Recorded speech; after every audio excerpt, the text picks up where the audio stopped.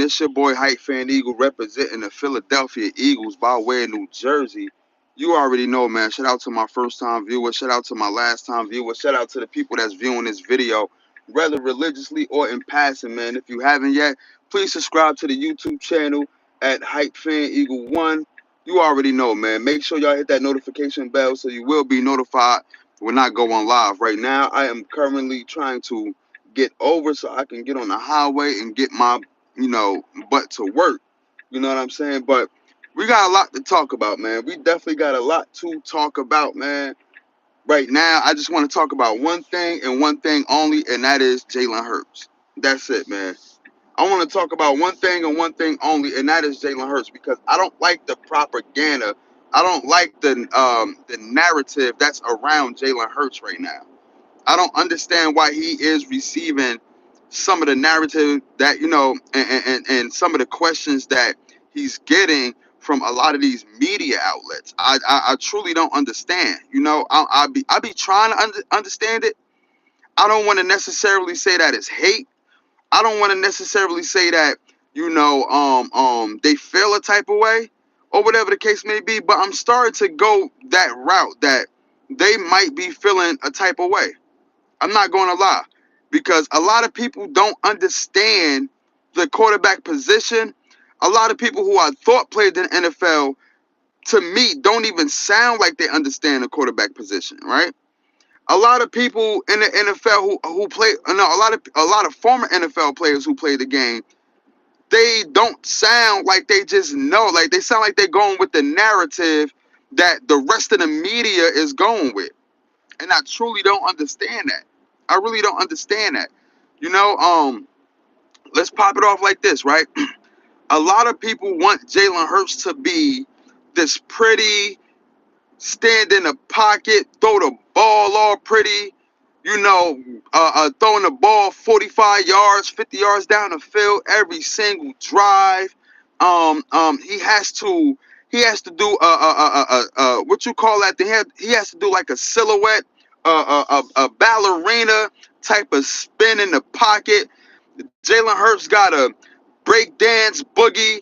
He got to hit. He got to twirl on his head.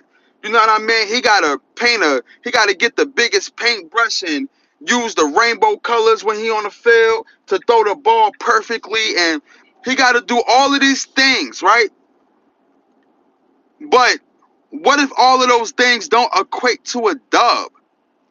What if he out there looking like, what if he got the record and the history of a Justin Herbert, right? What if he got an arm and what if he looked like Peyton Manning and Aaron Rodgers combined, right? I'm just saying, like, okay, cool. Them quarterbacks have accomplished something. So let me go to this, right? What if he does all of that, right? And don't win a damn game, right? This is my thing, right? With these analysts, this is my thing with with the narrative and everything like that, right? Y'all seen him for the first year of starting in his career take his team to the playoffs, right? I believe we were 9-8, if I'm not mistaken, something like that, right? 9-8 or 7-8, something like that, right? Anyway, we went to the playoffs during his first year starting, right? His second year starting, I'm not talking about when he entered the league. When he entered the league, he only started 4 games. So that is not a full year of playing quarterback.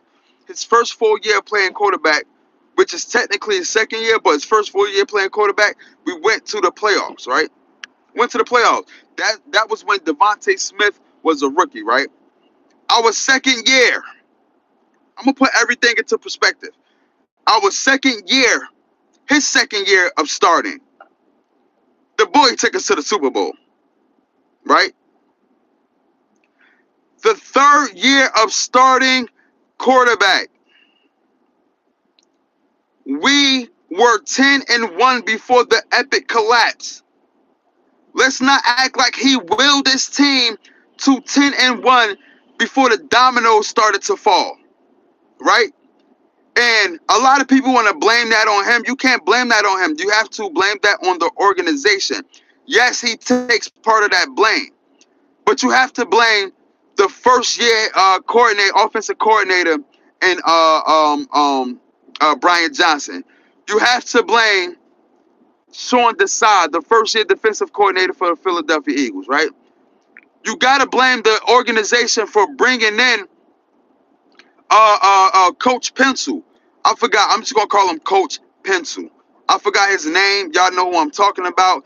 He was a defensive coordinator for the Patriots.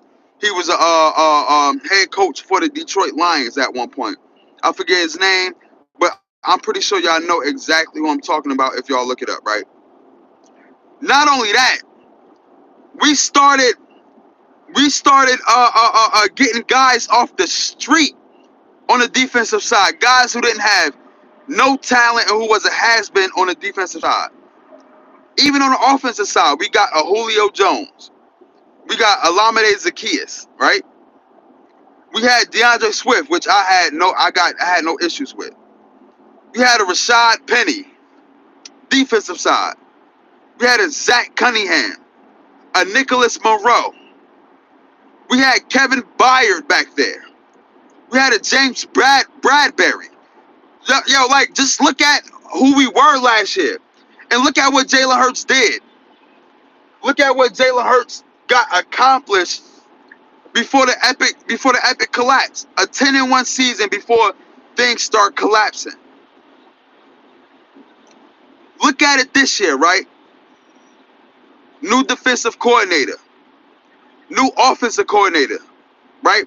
An offensive coordinator that been around, and he pretty much was the number one coordinator or the number one pick of the litter for a little while now, right? You know what I mean? He dealt with high caliber offenses. He dealt with high caliber offenses in the Dallas Cowboys and the Los Angeles Chargers, right?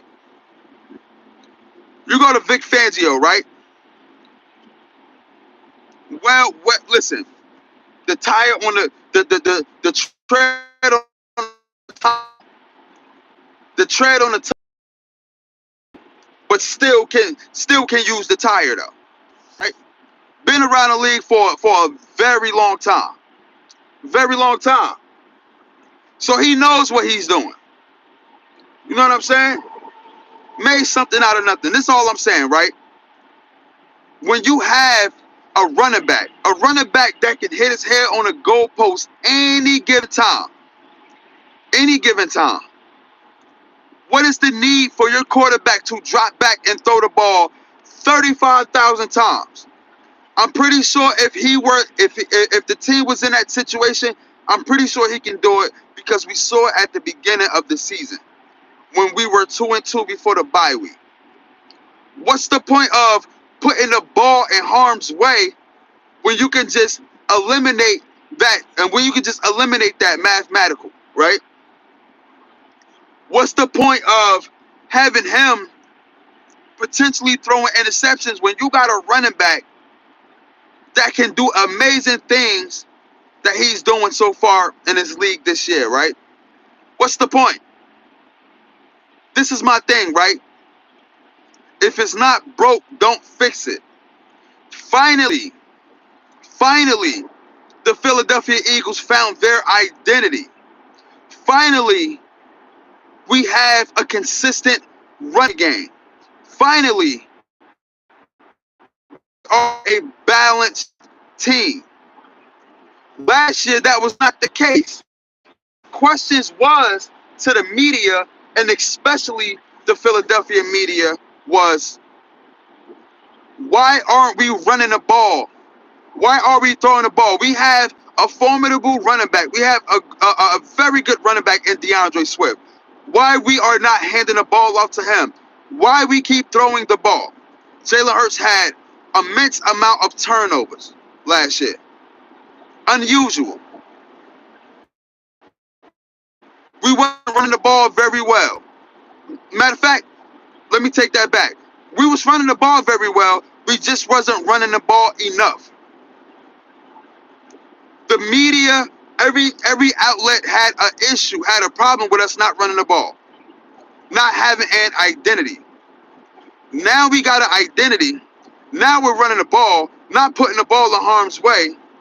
We keeping the, you know what I mean? We are 32nd in passing, but it's cool though, because we are winning the game. We found a method to win the game, and now the question is, why are the Philadelphia Eagles not having Jalen Hurts throw the ball? What is the problem with Jalen Hurts? Why is he only throwing the ball 19 times a game? Why is he only averaging 202 passing yards a game? Duh, because we found our identity. We know what we're doing. We're winning games with the style of play that I don't understand. Look at Joe Burrow. Every game damn near was winnable for him. His stats look amazing. You know what I'm saying? His stats look amazing. His passing yards look amazing. But yet, does that turn into wins? Do they look like they have an identity? Do they look like a well-balanced team? No. Okay. Let's go to Lamar Jackson. Let's go to the Baltimore Ravens. Right?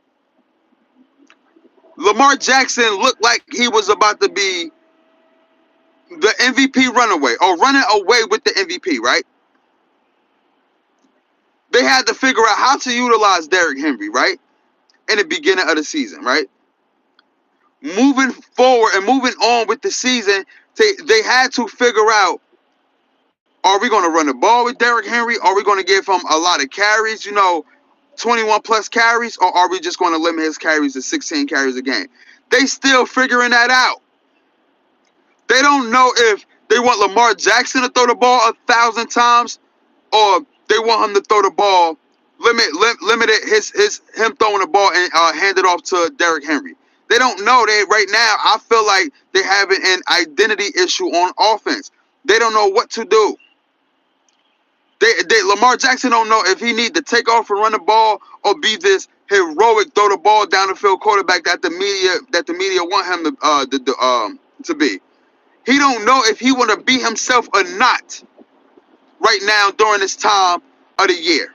Not saying that was the case in the beginning of the year for him, but I'm saying right now, we saw that on full display when he played against the Eagles and the other teams that he lost to. So we seeing that live. We seeing that in real time. We seeing all of those things in real time. But yet you see a quarterback that is controlling the game, that is limiting his takeaways. Only had 2 takeaways during the bye week. You know what I'm saying? His completion percentage is better than a lot of those out there who's thrown the ball 1,000 times. Pardon me, 1,000 times a game. You know what I'm saying? Just look at how, yes, it's not pretty the way he do it. To me, it's art, because he's getting the job done. You know what I'm saying? Y'all don't understand the fact that he's doing an RPO at a high clip. I believe if Saquon Barkley had any other quarterback, like a Daniel Jones, you think he would have had this type of year? Not saying he wouldn't have had these yards. Y'all think he would have had this type of year, though, with a quarterback like that, with a Justin Herbert? What if he would have played with Justin Herbert? What if he would have played with a Dak Prescott? No, one hand wash the other. Jalen Hurts is a very good complementary quarterback for your wide receivers and for your running back.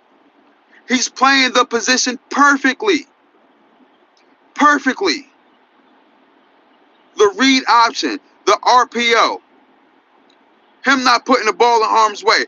Jalen Hurts, I'm not going to lie, is one of the best deep throwers of the ball this year and in the National Football League so far. Jalen Hurts, as far as running out the pocket and throwing the ball to the sideline, is one of the best throwers throwing the ball to the sideline that I've seen in a very long time. Not saying that any other quarterback can't do it, but what I'm saying that He does that on a high level and and at a high clip. Jalen Hurts is very methodical in the pocket. I'm not saying it looks pretty. I'm not saying it's the best. But he get the job done. He is a winner. He's a bona fide winner. Period. You cannot take that away from him. So if it's resulting into W's, if it's resulting into him not turning the ball over, if it's resulting into us running the ball with Saquon Barkley and Jalen Hurts 35 times a game, then let it result into that. Philadelphia media, they go into the locker room and try to ask these questions to these wide receivers to try to piss them off, trying to stir something up in the locker room. I'm glad we are a team. I'm glad we understand the roles. I'm glad we put in winning before individual stats. I'm happy and I'm glad. I'm very glad. I'm happy. You know what I'm saying? I'm glad we're not blinded and I'm glad we're not tricked out of our spot. That's all I gotta say, man. You know what I mean? That's all I gotta say, man. Right now, we got the Carolina Panthers coming up next, man, on Sunday. I don't want to look over them. I don't want to look past them. They just actually gave the who they played. They actually they played the team and gave them a run for their money. I don't know. I think it was the Kansas City Chiefs. They gave them a run for their money, man. So you know, like I said, I don't want to look over them, you know, but that's a dub, though. I don't care how we win. At this point, listen, at this point in the year, I don't care how we win. You know, we heading into the postseason. I don't care how we win. Just get the dub. Move on to the Steelers after that. You know what I mean? Which is a tough game. You know, that's definitely going to be a tough game. We beat them, and then, you know, we close out the year. And hopefully, Detroit Lions, they can get some L's on their record. You know what I mean? So that's all I got for right now, man. Please make sure that you like, subscribe, hit that notification bell, leave your comments at the end of this video. You already know, man. It's your boy Hyphen Eagle representing the Philadelphia Eagles by way of New Jersey. You already know, man. Gang, gang, gang, gang, gang, gang, gang, gang, gang, gang, gang, gang, gang, gang, gang.